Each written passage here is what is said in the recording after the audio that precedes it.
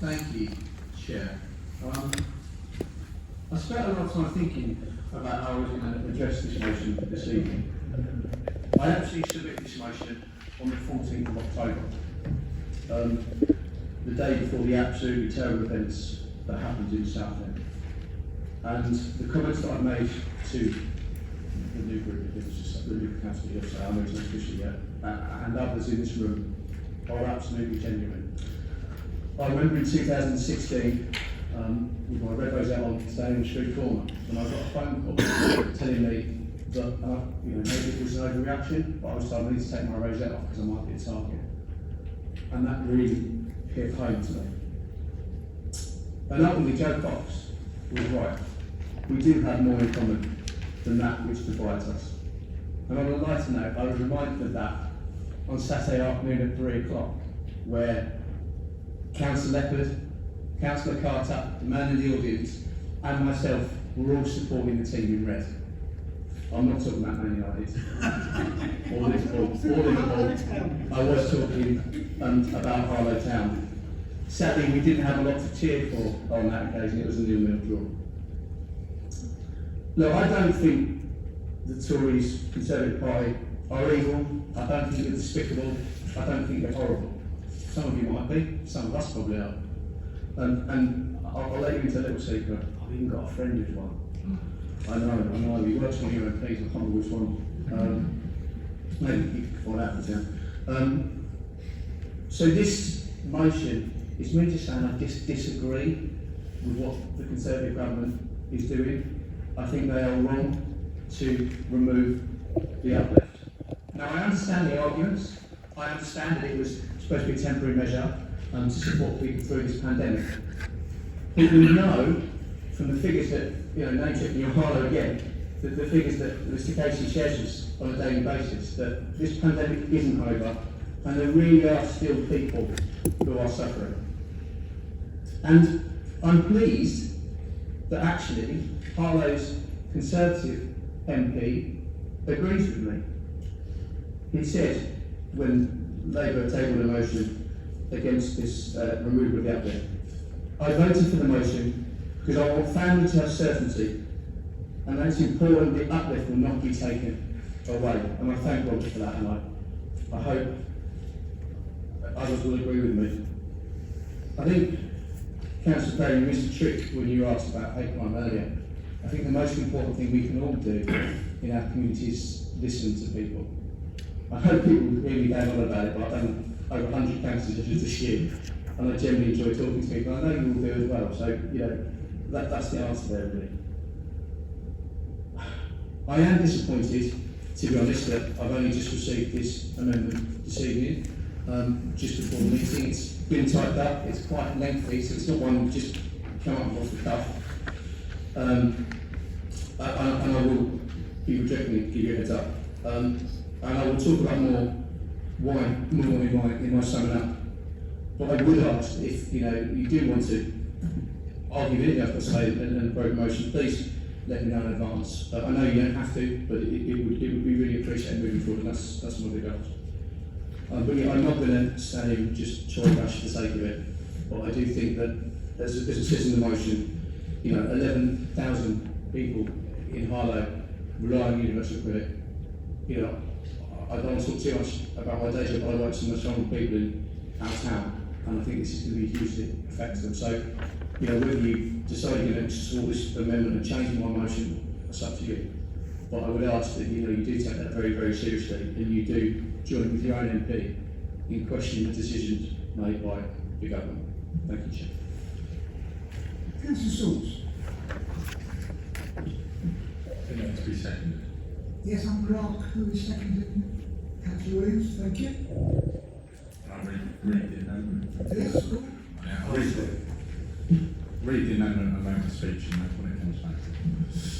So it's I'm proposing an amendment to remove the words actively participate in the Kickstart scheme and promote the scheme to local employers, and ask the Chief Financial Officer to write a letter on behalf of the Council to the Chancellor and Prime Minister requesting that the Government reintroduce the Universal Credit uplift payment as a matter of urgency and replace with the words recognise the enormous package of financial support the Prime Minister Chancellor and Her Majesty's Government put in place throughout the coronavirus pandemic and introduced in the 2021 budget yesterday, including cutting the Universal Credit taper rate by 8%, increasing the work allowances by £500, resulting in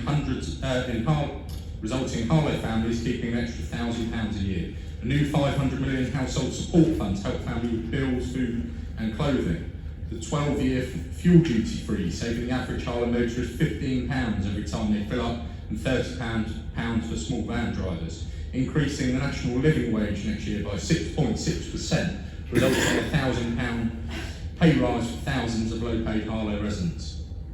£200 million per year to run the free school meal and holiday activity camp provision throughout school holidays to help thousands of young families in Harlow, ending the public sector pay freeze, providing over £250 million of support to Harlow businesses through grants and loans throughout the pandemic, the furlough scheme which protected over 19,000 jobs in Harlow, the self-employment support scheme which equated to £60 million of support for Harlow self-employed workers, the £407 billion the government spent to support the nation through the pandemic, the wide-ranging package of measures introduced in the 2021 budget to support employment in Harlow, and calls on this council to actively promote all of the measures in place to support Harlow families with the cost of living, and actively participate in these schemes where it is possible for a local authority to do so, including by supporting job creation to ensure more Harlow families have secure, well-paid jobs.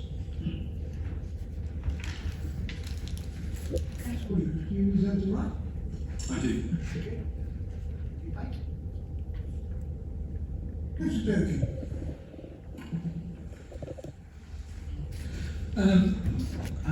Thank you very much, Chair. I'm not entirely sure why the Tories opposite are so opposed to the Kickstart scheme, and it was their scheme in the first place, so all they're doing is kicking it further down the road.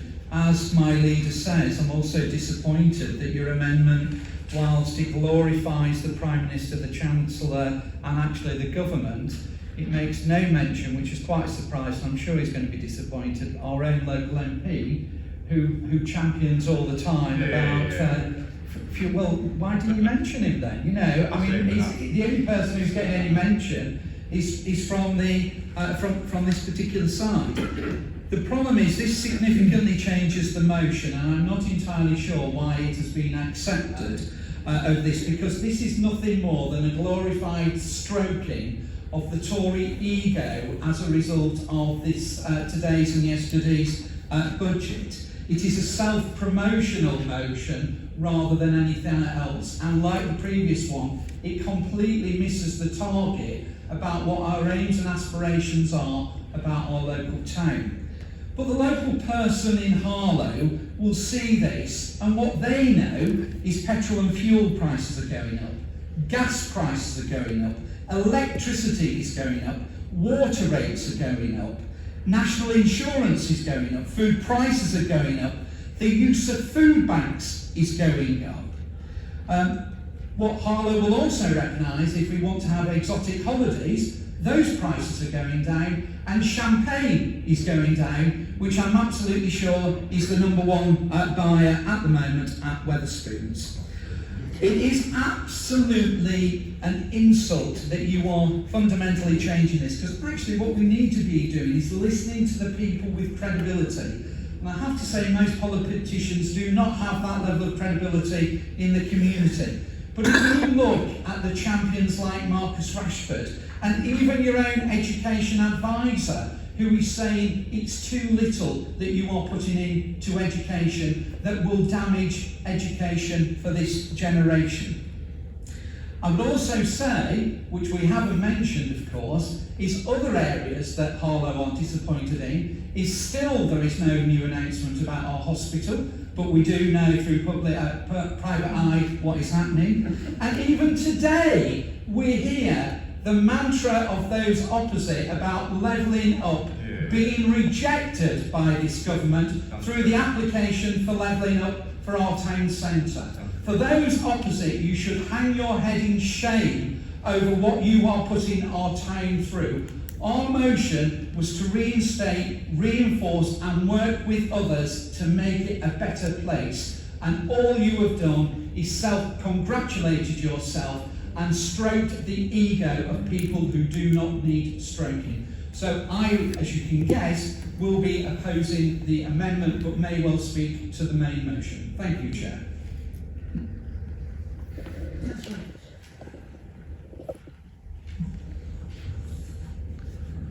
I'm speaking against the amendment because it seems to be living in a parallel universe. It's interesting, in the BBC tonight, it's got budget 2021, millions will be worse off in 2022, says IFS, Institute of Fiscal Studies. Low-income households will also feel the pain, as the cost of living is set to increase faster than benefit payments. Millions will be worse off in the short term, says Paul Johnson, Director of the Institute of Fiscal Studies. I looked at the Child Poverty Action Group's response to the spending review. What it says is, the long overdue decision to lower the UC taper rate will help a lot low earners, it says. But there was nothing for those who cannot work, carers, those with children, and people who are sick or disabled, who face the same cost pressures as other households and will still have a black hole in their finances after the Universal Credit cut. So let's just bring it down to Harlow. What does it mean for Harlow? I looked at the figures. The last figures that I was able to get hold of were for September. At that point, there were 11,719 people on Universal Credit. 4,672 were working. 7,047 were not working, and of that the 7,047, 2,652 had no work requirements. So there's 7,000 people that we know of that are going to be directly affected by this, what I will call it a cut, even though the suspension of the uplift. And let's just put a little bit of history around that. In 2013, originally, Universal Credit allowed $26,000 per year for couples with children and $18,200 per year for adults. In 2016, that was reduced to $20,000 for couples with children and $13,400 for single adults. The £20 uplift, which was £1,000, which was introduced in March 2020 and ended in October 21, in no way even compensated for the £6,000 reduction in Universal Credit between 2013 and 2016 for couples with children, or the nearly £5,000, just under £4,800 reduction for single adults. So don't let us in any way pretend that somehow or other that uplift, which was a temporary uplift, was somehow or other a generous uplift. It wasn't generous in the first place. So we now have a situation whereby we know that at least 7,000 people in Harlow have had a £20 a week taken off their Universal Credit.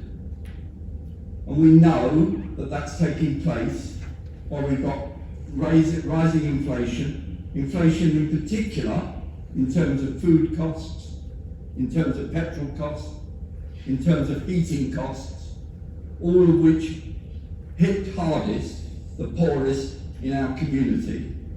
And we know that that's going to happen. Prior to this even taking place, we know that there were increasing numbers going to the food banks. We know that poverty is increasing. And in that context, we take pride somehow or other, or a government takes pride in saying, well, that will go ahead. And by the way, for those that are able to work, we will reduce the take, we will reduce the we will reduce the income penalty for those that are able to get into work. Well, whilst I fully agree that people benefit from being in employment, we also have to make certain that for those that aren't in employment, there is at least humane standard of living for people living. We also have to remind ourselves when it comes to employment levels and the support that's provided for people who are unemployed, across Europe as a whole, we're one of the lowest when it comes to benefits that are paid out. So I fully reject your amendment. Thank you.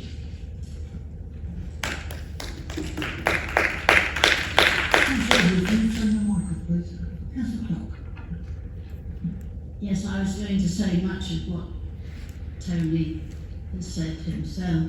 I mean, I'd hope for a kinder, less punitive approach to welfare when they first introduced the uplift.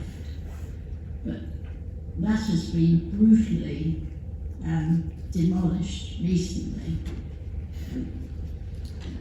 For all the reasons that Tony has spoken of, the increasing food banks, property, child property, and all the rest of it. I'm very, very disappointed that this amendment, so-called amendment, has been put forward. It's not an amendment, it's just an entirely different resolution altogether. The budget itself has missed an opportunity because it doesn't fully compensate for those even working in Harlow. No help at all to anyone who's not working, unemployed, carers, those who have young children, people with disability. They've all been relegated to the bottom of the pile. It's as if, again, the government wants to punish those who are poorest in society. And those are the people in Harlow who desperately need our support, and there's not an ounce of support offered in this amendment. So I am definitely going to oppose it. We originally suggested writing to the Chancellor and the PM, urging him to use money to reinstate the uplift. And there's money over in this budget. He's from the improvements, so-called improvements in the upturn of the economy. But we should be still pushing for that restoration of the uplift to all who are in receipt of it. And this resolution, this amendment, does nothing to improve that. Councillor Williams. Thank you, Chair. I'm happy to second this amendment, but I note with interest comments from both sides that we do have a duty to support those residents that need the help the most. We'll work with any organisation that can help us do that. I note with interest comments from Councillor Durkin about things going up, and I tell you what else is going up, Chair. Wages are going up. Data from the ONS shows that in real terms, total and regular pay are now growing at a faster rate than inflation. Total pay going up 6%, regular pay going up 4.5%. We need to take advantage of growth. The UK is growing faster than anywhere else in the G7. This government and this administration are focused on a jobs-led recovery from COVID-19. Now, I noticed just before this meeting, I had a look on a popular job board, and there are 906 jobs on Indeed. 8 vacancies at Harlow District Council, 4 at HDS. And in the budget yesterday, Rishi Sunak announced a 42% increase spent on skills and training to level up our communities, including a UK-wide numeracy service called Multiply, which will improve numeracy skills to 500,000 people. Maybe some members of the opposition could benefit from that as well. The Conservatives are the real party of public services. And that's clear. Now, the people for opposition will disagree. But what is their plan, I ask you? Hike those taxes, race to the bottom. They would rather the needy were needier, provided everyone else was less off. And do not create opportunity, wealth, jobs and growth in this way. And it is lack of vision from the other side but there's probably a reason why they were bombed out of administration in May. And when I speak to many residents, they tell me that the opposition and their leadership is weak, weak, weak. They have no confidence in the opposition on the economy, no confidence in the opposition on jobs, no confidence in the opposition on growth and regeneration. They are clearly out of touch, out of tune, and out of ideas. Thank you, Chair.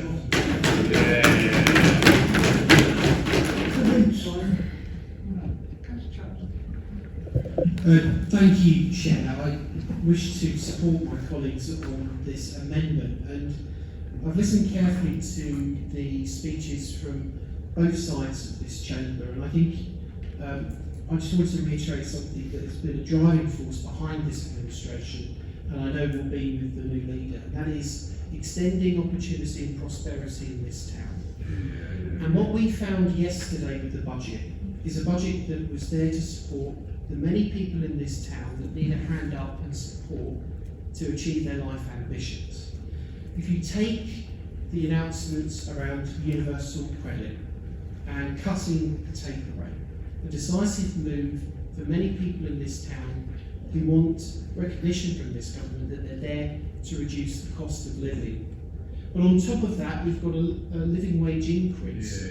We're lifting the public sector pay freeze. But we've gone even further than that, and I know that our hard-working Member of Parliament, Robert, has yet again scored another win by achieving a freeze in fuel duty. The impact of those measures on the cost of living of Harlow residents is critical. It's critical at a time that we know people over the last 18 months have had to confront what is something that for many people has grown in anxiety in their own families and has scared people. And that's why this council has committed with strong intent to back a community resilience strategy that is there to resolve the social and economic consequences that have been borne out over the last 18 months. And I'm proud to be part of a team here that is focused on what it can do as a local authority, as a community leader, to address the cost of living challenges that people may face. And what we got from the government yesterday is a Chancellor and a top team in Whitehall that are focused front and centre on some of those people that are struggling in our community today. I want to just address some of the points that members opposite have raised. They said that the budget did nothing for disabled people. Well, that isn't true. If you look at the Red Book and you look at the Departmental Settlement for the Work and Pensions Department, you will see an injection of £150 million, not a small sum, £150 million to add on to the funds to support disabled people to find work and be supported through that journey. I think that shows and highlights a compassion in this government to support all those individuals who may be vulnerable or need a helping hand. We talk about limiting life chances. That again is not true. If you look at the UK Shared Prosperity Fund, which was launched as a result of the budget and the spending review, what that means is £2.6 billion. I hasten to add, matching what we used to get from the European Union. But that is directly targeted towards helping people to upskill and to find job opportunities. Because we know people in work, that is life-changing. People in work can achieve their ambitions.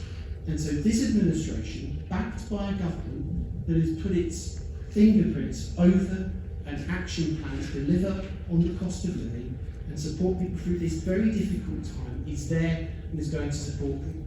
And of course there is more funding to deal with the pandemic. We know we're not out of the woods yet from the pandemic, and we cannot be complacent about that challenge, nor is the government, and nor is this administration. So I would urge caution tonight with what we've heard from the party opposite. They've made a lot of accusations that are not borne out by the truth or facts. This government and this administration is front and centre in our minds, backing those individuals that need support, the cost of living, and the opportunity to succeed. We don't want them to be limited in their life chances. Thank you, Chair.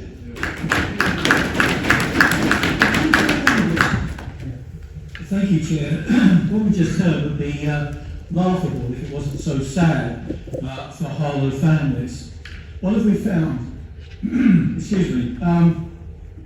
We found £6 billion, £20 a week being taken away from the poorest families in Harlow, 11,000 families. Kindly, apparently, next April, apparently, some of that money will be given back. The top rate of tax, I believe, is 40%.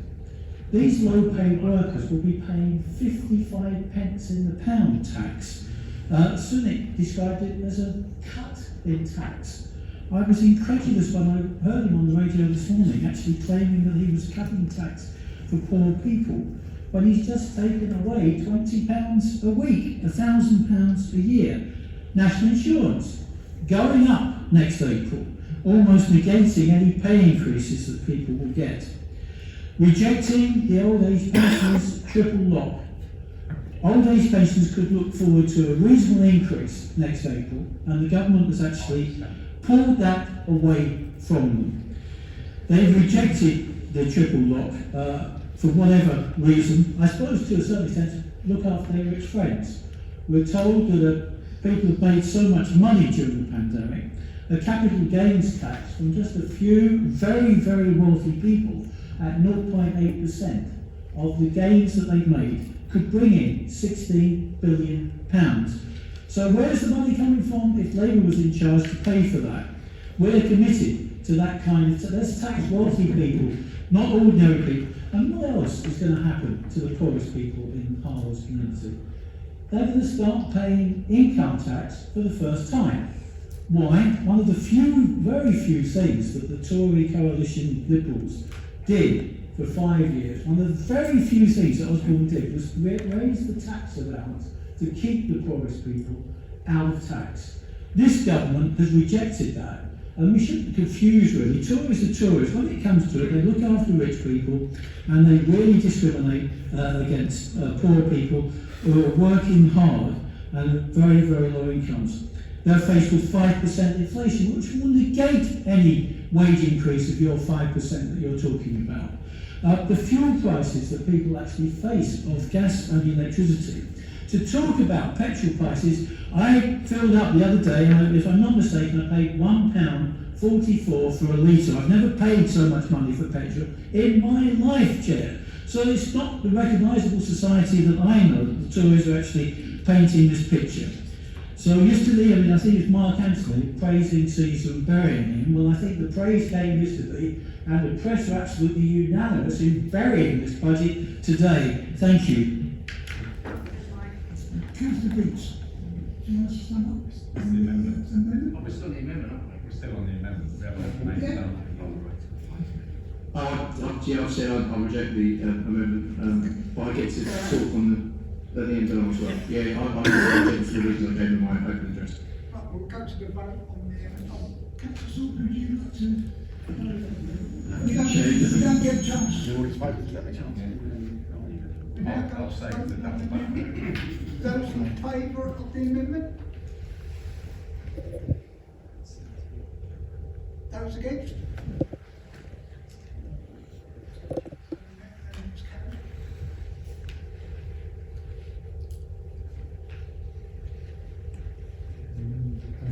Would you like to?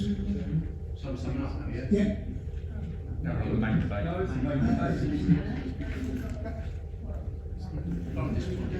Does anybody else want to speak? Yeah, main debate, yeah. Councillor Salt. Thank you, Chair. I assume we're on the main debate now. Genuinely, we can have party political digs in this chamber all day long, and I will correct some facts, from spurious claims. I thought you could hear spurious claims coming from the other side.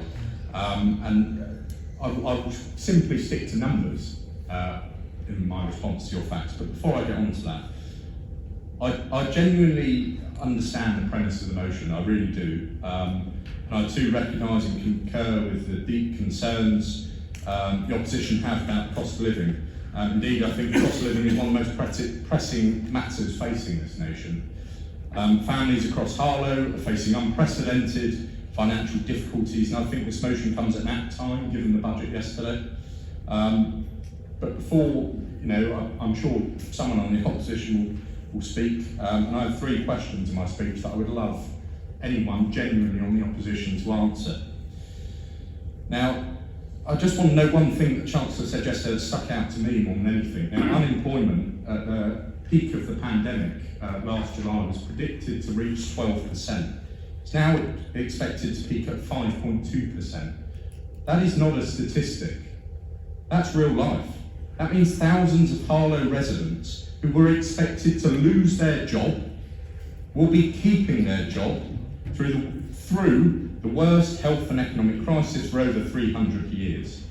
Now, the 3 questions I have for anyone who wishes to speak, and I genuinely mean they are 3 genuine questions, and I hope someone will confront the truth on the opposition benches. First, why table this motion now? When the uplift ended many weeks ago, why not table this in the September full council? If it's that, you place such importance on it, why table it now? Now, as I said, I'm sure we all believe the cost of living is one of the most limiting factors in terms of life chances. There are a plethora of statistics to show this, whether it's remarkable statistics that show just how much a free school meal increases attainment compared with no or little lunch, or whether it's the fact that an increased tax burden on lower earners leads to worse standards of living. The statistics are clear. But this motion is not about statistics, because they don't matter. In fact, the words we say in this chamber don't matter. What matters is the action that is taken to reduce the burden on working people across this town. The action that is taken to support the single mother in my ward who works both a day and an evening job to look after her son whilst claiming Universal Credit. Mother who I've spent an awful lot of time speaking to truly understand the trouble she faces and how this council and the government can support her and give her and her son the very best life chances. And before anyone on the opposition benches stands up and tries to lecture me about living on low incomes, living on benefits, living on free school meals, I've done it. I've been there and I've done it. Now, the action that I mentioned has been taken through the pandemic. The Prime Minister said that the government would do what it takes to get our country through the pandemic, and that is what has been done. 19,000 jobs in Harlow protected. 6,000 self-employed workers in Harlow supported. Hundreds of businesses backed. A budget that has given thousands of the lowest paid people in Harlow an inflation-busting pay rise whilst cutting the taxes they pay. Higher wages, lower taxes. But that is not enough. The Holiday Activities Programme, giving hundreds of Harlow families free school meals throughout the holidays alongside engaging activity programme. The Household Support Fund to help thousands of Harlow families with their bills, food prices and clothing costs. Work allowances increased, and the taper rate cut, meaning those on Universal Credit will keep £1,000 a year more of their hard-earned money. Fuel duty frozen, saving Harlow motorists £15 every time they fill up. The public pay sector freeze ended, a 6.6% increase to the national living wage. Not a statistic, but £1,000 pay rise for those earning it next year. That is what the Conservatives believe in. Not statistics, not sound bites, but real support for people across our town, to give them every possible support to build a better life. My second question to any Labour member who may rise to speak in favour of this motion now: if the Labour Party truly do care about the cost of living for Harlow families, why has their party voted and will be voting against every single one of those measures? I could list statistics all evening about how much better off families in Harlow are thanks to Conservative action, cutting taxes for lower earners and delivering high wages. Councillor Danvers, you mentioned about the tax-free personal allowance. What was it in 2010 when you left office? £6,475. What is it today? £12,570. Cutting taxes, taking millions of people out of paying income tax, something you never did. Why are you still doing it? Indeed, it was the Conservative Party who introduced the national living wage. And guess what? The Labour Party voted against it. My third and final question for any Labour member who may rise to speak: why, if they were on the side of lower income, I'm wrapping up. If they were on the side of lower income families in our town, why did they increase the council tax burden on those families 8 times in the last 9 years, and not just increase it, but increase it by the highest amount they were able to do without a local election? Because the truth is, Chair, it is not about political bait, it is not about statistics, indeed it's not about what's said in this chamber. This is about cutting the cost of living for families in every corner of our town, just as the government doing, and as this new council will do when we cut council tax for Harlow families.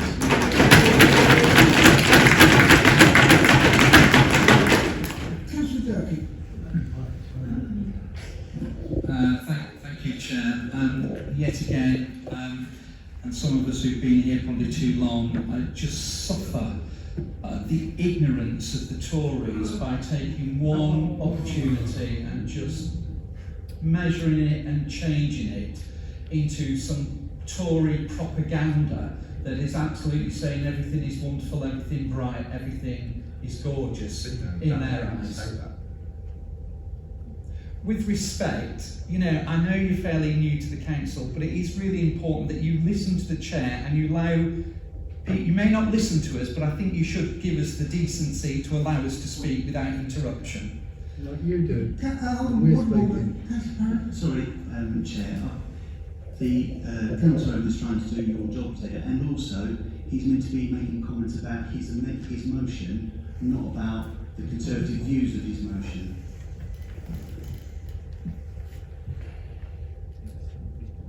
Read the standing orders. We're in open debate, Chair. Councillor Durkee. Okay, thank you very much. Thank you for that interruption, but I don't know what it was about.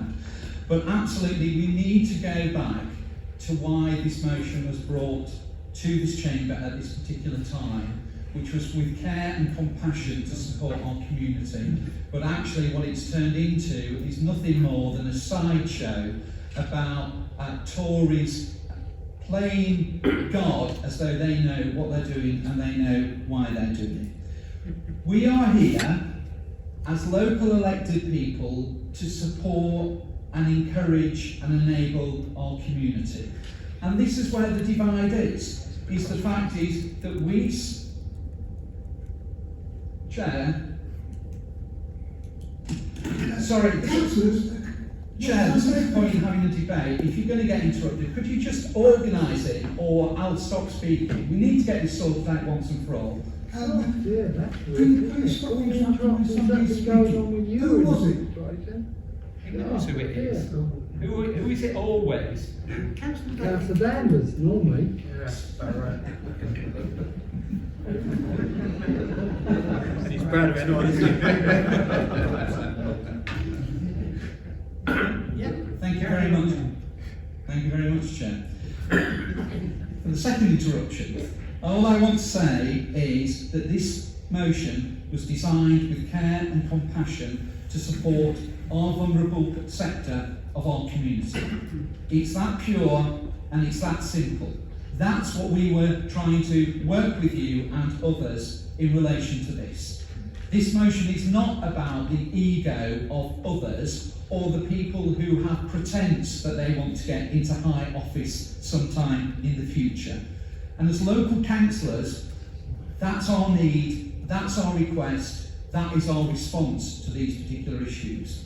It is so disappointing that we will not be able to support our own resolution because you have destroyed it by making it something that it wasn't intended to be. However, there is a glimmer of light on the horizon, which my colleague has said, is that even though fuel's going up, gas is going up, electricity is going up, national insurance is going up, all the other things are going up, champagne's coming down, but we're going to get a tax rebate. It was told we would get it 5 months ago. We're still waiting, we're still looking forward to it, and hopefully as the new leader, when he does make his speech, he will actually tell us the date of when we're all going to get our money back. Thank you very much. Not so much.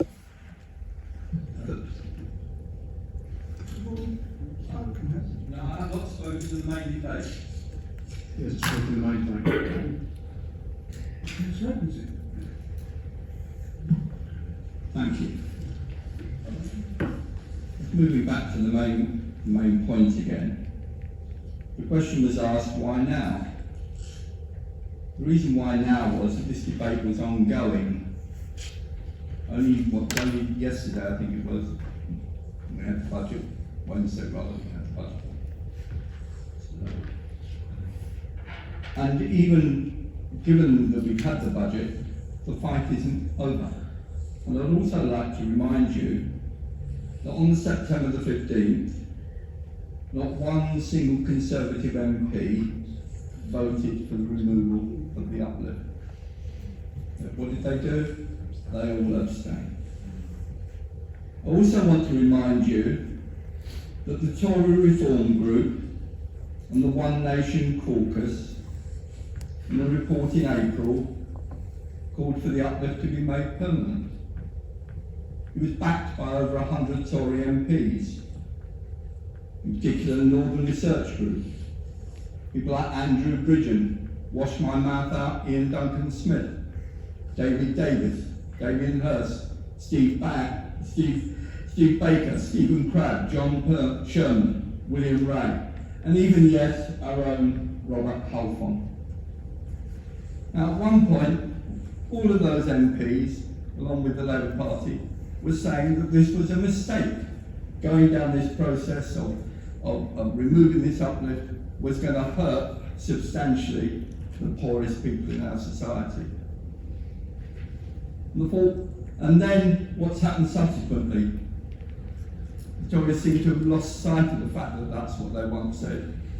And that lost sight of the fact that at that point they were actually sort of trumpeting how they were looking to protect the poorest in our society. And they seem to have been bought off by this sort of, I suppose one might almost call it 30 pieces of silver, really. It's not much else. So we have a situation whereby, as I say, going forward, we've got over 11,700 people on Universal Credit. We've got 7,047 who are not working in this town. And we know that of that 7,047, they're all taking a £20 cut in the benefits that they're going to receive. So, all I would say is, I mean, in terms of the motion as it now stands, I can't support this motion as it now stands.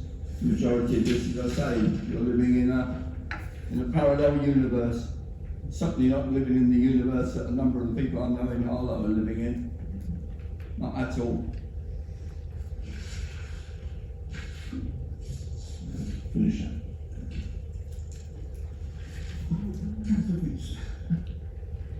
We got there. As I said in my opening remarks, we don't always agree, and this is an example of us not agreeing. When Councillor Williams said leadership, I thought it was all about me, but I hope he means the national leadership. A bit harsh, I'm just saying anyway. But I don't think that their budget was a missed opportunity to support people that really need it in this town. And I don't agree, as I say, that yesterday's budget really helps. We are seeing a rise in national insurance. As a council tax bike, we'll talk about that one later. And there's no support with VAT on electricity bills. We've also got a record NHS waiting list, and if Councillor Churchill was here, I'm sure he'd mention my challenge and mention the fact that there's no way to currently see your GP. It's a shame that the Chancellor didn't back Labour's plans to make VAT on energy bills zero for the next 6 months. Instead, he decided to cut tax for banks by £4 million. I obviously support the decision to get rid of the freeze on the wages of public sector workers, something that Labour have called for a number of years now. There is a cost of living crisis, as many people have said, and working people have got a tax increase. There was a talk about growth. The Office for Budget Responsibility says the growth is at 1.3% per year, which leaves us a long way behind others. And the budget fails to invest in a zero carbon economy, and I really hope that this is an oversight and actually we can lead on this. And with regards to cuts to Universal Credit, the removal of the uplift of £20 will save £6 billion, get the wrong number. But actually, yeah, 6 billion, but actually the take only gives back 2 billion, so I can do the maths on that one. To quickly answer some of the questions that I can't promise answer all of them, you should send them to you in advance. No, why now? I suppose why now is because now is when I'm talking to residents who are starting to be affected by this. And again, I think the most important thing we can do as councillors and any political party, and this is where we probably do agree, and I'm sure Robert Halford would agree, it's about talking to people. I'm not as anti-statistics as Councillor Swords used to teach statistics, but I would agree that actually it's about talking to people about their situations rather than just rely on statistics. Free school meals, and I was very proud when I was portfolio holder for community and wellbeing that we actually supported Harlow Food Bank when the council the government underlined on it. And I was criticised for that at the time, although my Wi-Fi broke out, so I missed that. And why have we raised council tax to local authority? Because we've suffered cuts to local finances from central government over the last 11 years. And as you will know, if you cut or freeze council tax, that has a cumulative effect on funding. So that's really boring and not very exciting, but I just wanted to get that on record. As far as I'm concerned, give me an amendment in advance, I might have to consider it. But secondly, this is nothing more likely than a record amendment, just to sort of, I don't know, maybe want to show this to Rishi later and make a macro or something, I don't know. But I will, other than the fact I think you've kept the first bullet point, I believe, so I will be abstaining on the substantive motion. Thank you, Chair.